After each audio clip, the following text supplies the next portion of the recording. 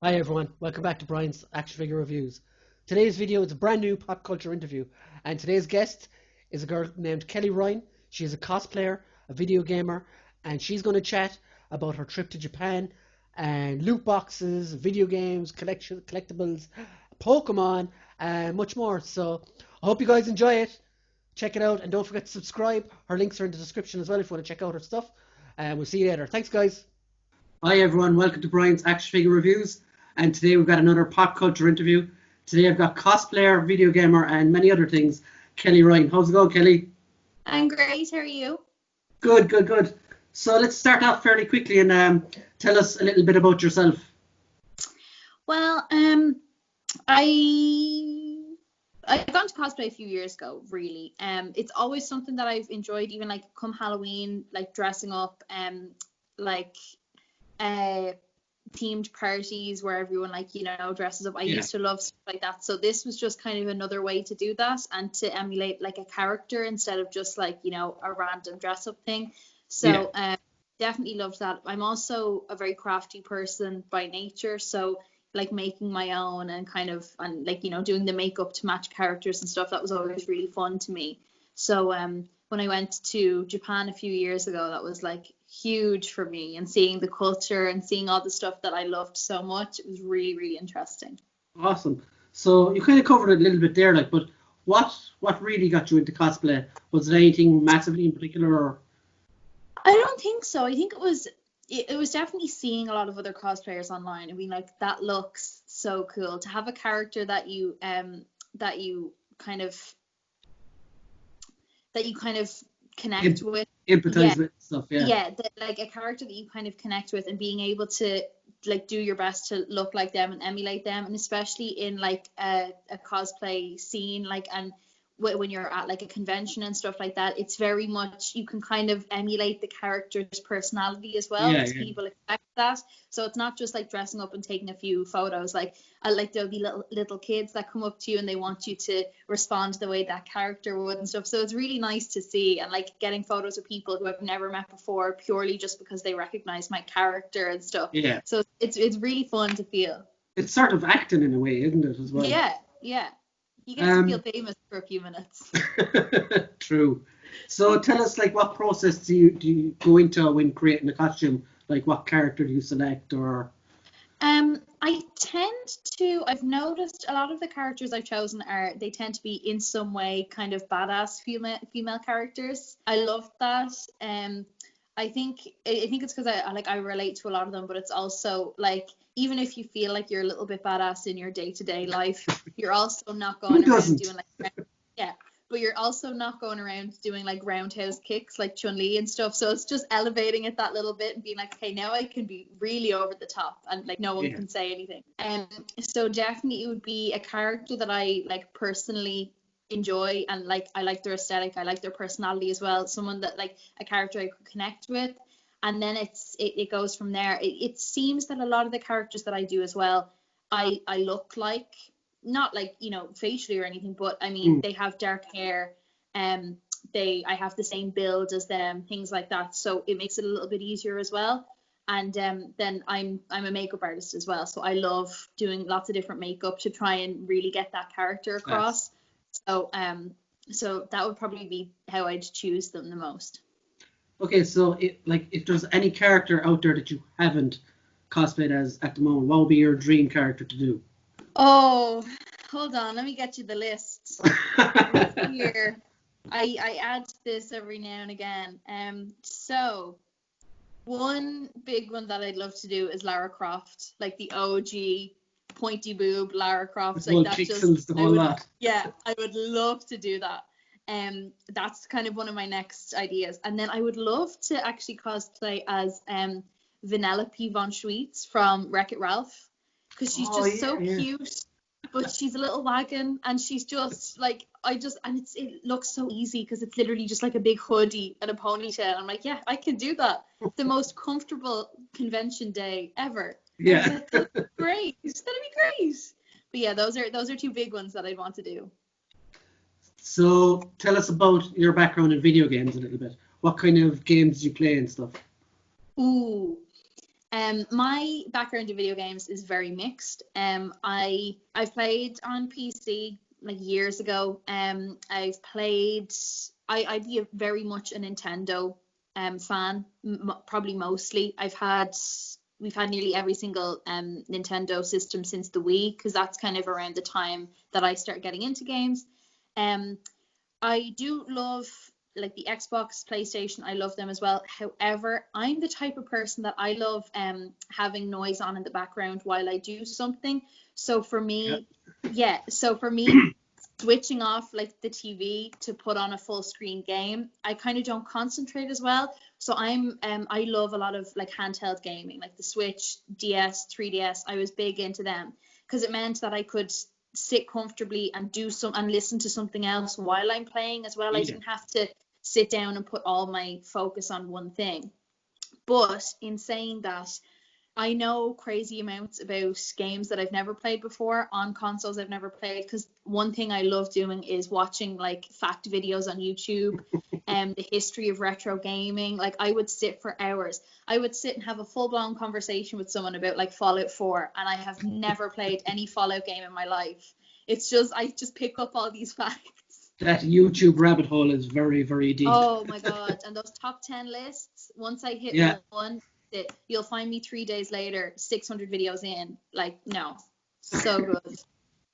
So you told me beforehand that you did a thesis on loot boxes. Tell us a bit about that. I did. So my master's thesis was in sociology, but it was focusing on internet and society. So I did my thesis on how in-game microtransactions and in-game advertising affects us as consumers, like personally. And it was actually really interesting to do because I interviewed a lot of other people, but it was great to learn from them as well, because this was, of course, maybe about 9 months to a year after Fortnite really hit its peak. So and like I have a younger brother at home, and he was wrapped up in it at the time as well. So I was really curious to see like different aspects of it. It was fascinating how many people would tell me about how you're kind of nearly judged on your appearance in these games and stuff, and especially in Fortnite, you're not actually getting any benefit to any like. It's not play to win; it's all cosmetic. Yeah, it's purely cosmetic. But I was told that at the time there was a new way to kind of slag someone in school as a kid. It would be like, oh, you're just a default skin. And I was like, kids are weird. Kids are weird. But you know, as a kid, that would really affect you. You'd be like, oh my God, I just play with a default skin. I'm the worst. Like, and it is like a societal thing, like a little social pressure. So it was really interesting to see stuff like that. And kind of, I got to kind of learn more about microtransactions as well, and like why they're prevalent and why they're there. Because things I never really noticed. Now I know it's different coming into the PS5, because I know those games are going to be a little bit more expensive now. But for years, when you think about it, back since the 80s and all, games have pretty much stayed very similar prices. Yeah. Like even if they're AAA games, even if they're like huge sandbox games like Grand Theft Auto, everything, like they're similar prices every year. Like even with all the new things added and the more like money is poured into them. And I was like, yeah, actually, I never really noticed that. After like inflation, they've never really changed price. And I think that's why they were brought in. They were kind of seen as a necessary evil at that point, because they would never break even. They'd have to like sell hundreds upon millions of copies to even break even on a game. So I suppose it makes sense. It's just kind of annoying. It's just a bit evil, yeah. Yeah, a necessary evil. Evil being the operative words. Yeah. So like as you were saying there, when I was a kid, Mega Drive games were like 50 or 60 quid as well. Yeah. But like then once they're going out the door, that's it. There's no comeback for the company then. So it is a way of keeping you hooked, I suppose. What would be your favorite video game character? Oh. Okay, this is gonna sound so weird. I have to stick by this, because this is like, I had this obsession years ago. Professor Layton from the Professor Layton games. I had like, I'm talking, this was like third year like secondary school, so I would have been like 15, 16 at this point, but I had the biggest crush on him. And I can't explain why. I don't know why. So he always has a special place in my heart. But bar that, if I wasn't going to go with like nostalgia sake, there's of course the classics. All the Nintendo ones are way up there. But I do have to admit, I love Chun Li. She's just perfection. She's just so good. Okay, so tell us a little bit more about your trip to Japan and collectibles and stuff you got over there. Okay, I was a mess after I came home from Japan. We went over for 2 weeks, and we started off in Kyoto, went to Tokyo, and then finished in Osaka.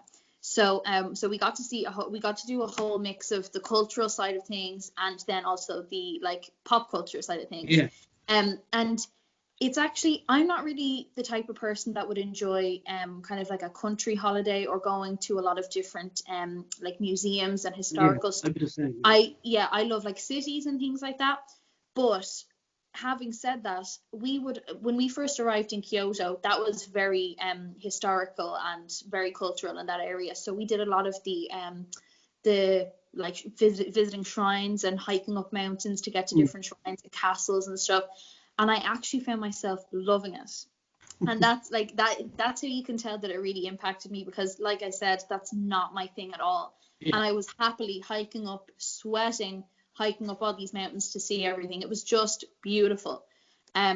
So I'd go back again in a second. We were on the way home, and we were kind of, I was ready to come home because it was such a long trip, and I was like, I want to show everyone what I bought. I want to give everyone their gifts, and I just want to get home now. And then the next day, as soon as I had gotten home, I was like, I would get on that 13-hour flight in a heartbeat to go back.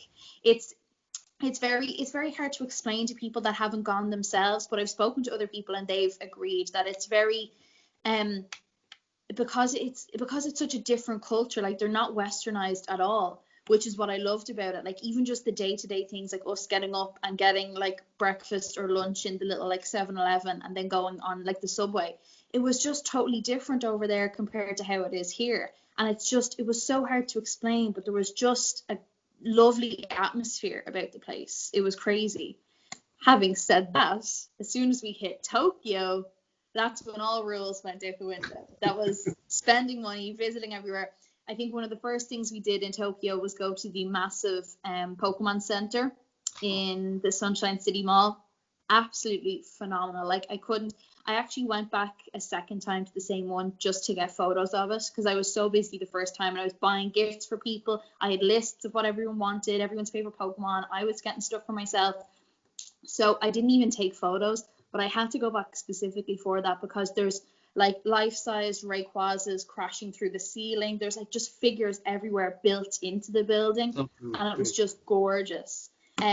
So yeah, no, Tokyo ruined me. I think excluding, I was lucky because at the time I was living at home, so any of my income from work was purely mine, so I could save up really easily. But excluding any type of travel, accommodation, food, spending money alone, I spent $2,000 in Japan. Wow.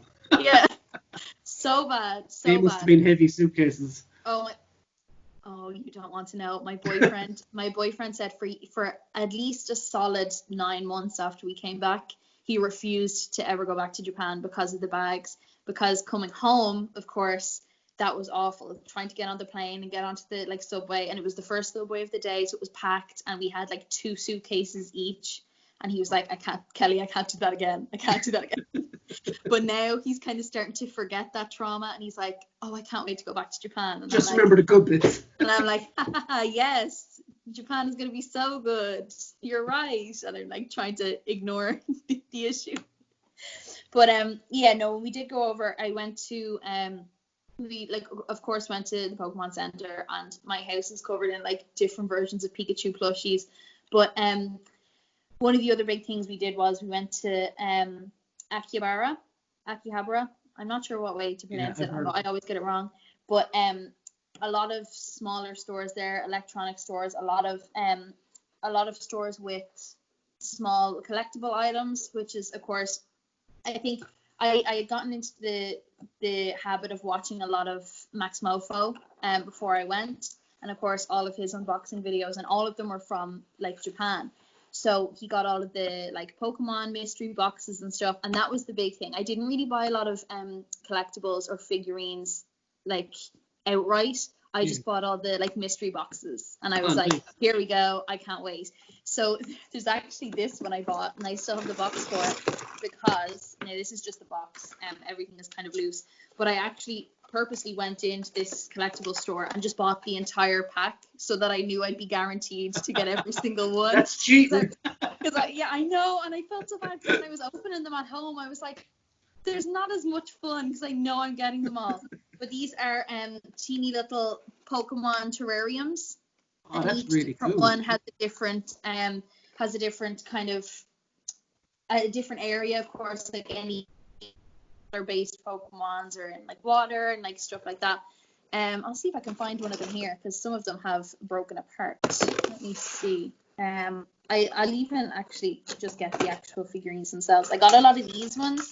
These are little Pikachus, but they're in a parade, so they stand in like a little parade section and connect to each other. This is him at the beach with a little ice cream. Here's a little floating balloon one. I just thought they were so cute. And this little one of him in a little raincoat, and he's got a teeny little Pikachu hanging out of his tail, a little Mimikyu. Like they're just ridiculous. Like the things they make are just so cute. There's just no reason. There's a little TV with Pikachu on it. Like this one was from a collection of room decor, miniature room decor, but it's all Pikachu themed. So there's a mirror. Like they're so tiny. Like some of them, here's a little mug. Who in their right mind would buy this except for me? Like I don't know what it is. Give me anything in miniature and I'm there. There's some little like leapfrogging Pikachus. Absolute no reason to have them that small, but that was where a lot of my purchases came from. A lot of my figurine collection was all the miniature ones. Now they're stuck in this bag because since I recently moved over to Edinburgh, and I want to make sure that I have a little section to like place them, stick them up, make it nice. Yeah, and we haven't had a chance to do that yet, so I'm still fishing them out of. Still mid move. Yeah. Care for some toast. Oh wow. The tail moves, like it's ridiculous. They literally put Pikachu on anything, like. I honestly think there's a tiny slice of toast that goes in this, because it does pop up. I have a feeling there is one somewhere. Like crazy amounts of teeny things. Let me see what else I can find. My friend actually went to Japan as well a few years ago, and he was very similar to you. He said he would go back today, like if he could. Yeah, and it sounds crazy because people hear of the amount of time it takes to travel there and stuff, and people are like, whoa, that's like, because we went to, I think, Frankfurt first. Yeah, we went to Frankfurt International, and then we went to Japan from there. So I think all in all, flying hours was about 13. But like I sat there with my headphones in, watched movies. Shane fell asleep the whole time, so I was just having a great time by myself. I think breakfast came around, he was still asleep, so I nudged him and I was like, are you hungry? And he said no, and I was like, can I have your breakfast? So I had 2 breakfasts. I was watching Mulan. I was having a great time, not a bother. So yeah, it is long, but it's something I would love to do again. Like I can't wait to go back. It's kind of a given that I will go back. Yeah. It's just like there's no questioning it. I think if I went over there, I don't think my bank card would survive. No. To be honest. No, like before we actually moved here, because my boyfriend is doing his master's here in Edinburgh. So before we were trying to decide if he wanted to take a year out or if he wanted to go straight into his master's, because his course was longer than mine and was very intensive. So we were trying to figure that out. So we also did apply to a few places to teach in Japan, because we'd love to go back. Now it ended up, we kind of tried to do it too quickly and it didn't end up working, because there was a lot of behind the scenes stuff we had to do as well. But it's always an option there. We've both done our TEFL courses, so like it's always an option. but we'd absolutely love to go back. Cool. So my last question anyway is, it's fairly simple. What would be your favorite pop culture character ever? Oh, that's a tough one, because I actually have so many, and I go through so many different phases. You can give me a few. It doesn't have to be just one. One that I would definitely, actually, funny enough, it's so obvious, but one of them that I would definitely mention is Mickey Mouse, because it's just such a long-standing, like, the history of like the early 20s animation up to the 40s and stuff fascinates me as well. Anything like really, really old, any really old pop culture, I just find fascinating. So stuff like that definitely does interest me. He's a mainstay. He owns the world right now. Literally, exactly. Bar that though, I'd have to say it would have to be a lot of, Nintendo characters, Princess Daisy. I love her. She's just like whatever. No, Toad. I have a special place in my heart for Toad, and I don't know why. Like, one of my all-time favorite things is just picking him on Mario Kart, and then he goes, "Wah!" That's just like, I love it. And he's one of the fastest in Mario Kart as well, isn't he? Yeah, that's why I'm so good. It's all Toad. No, Toad would be a big one for me. He's just so cute, so precious. Does nothing, like, doesn't really have a huge role in like the games. Doesn't really have a huge, like, rarely has a voice actor, but he's just always there. He's just always just so cute.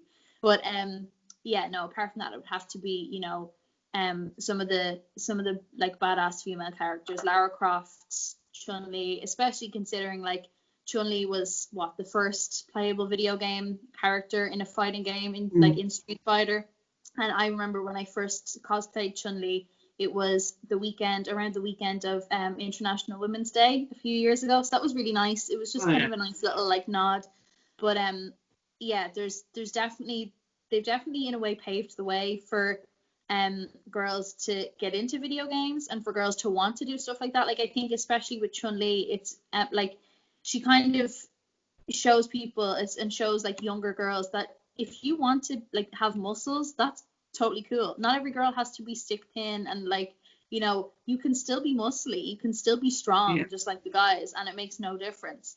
Because I think that's a lot of the reason why I chose her, because I go to the gym myself and I've done ballet for years, so my legs are more muscular than like the rest of me. So could you kick that fast? I'm trying. So the fact that like she has those really noticeable like muscular legs, I was like, that's cool. I was like, that's actually really cool, especially when they came out originally, and like video games were kind of tailored towards a younger audience. So younger girls would have seen this and been like, yeah, do you know what? That's actually totally normal. I can totally do that as well. And it was just really nice to think of. So yeah, definitely any like strong female characters would be a big like pop culture favorite for me. And Toad. Cool. Well, it's never said whether Toad is male or female, really, is it? Exactly. Are her mushrooms male and female? I don't know. But anyway. He's the strongest female character of all of them. So do you want to plug anything before you head off? Not really. My Instagram is Kelsers KR, KELLSERS. No one ever pronounces it the way I write it in my head. So I will have probably a few more cosplays coming up on that. I am working on one at the minute from good old Neon Genesis, the cult classic. Nice. Yeah, so I'm doing a kind of female version of Shinji based off a drag queen's recreation of it that I've seen recently. So that's going to be, so it's really glam, really cool. So that's on the way soon. But apart from that, nothing else really. That's kind of the only places you'd really see updates.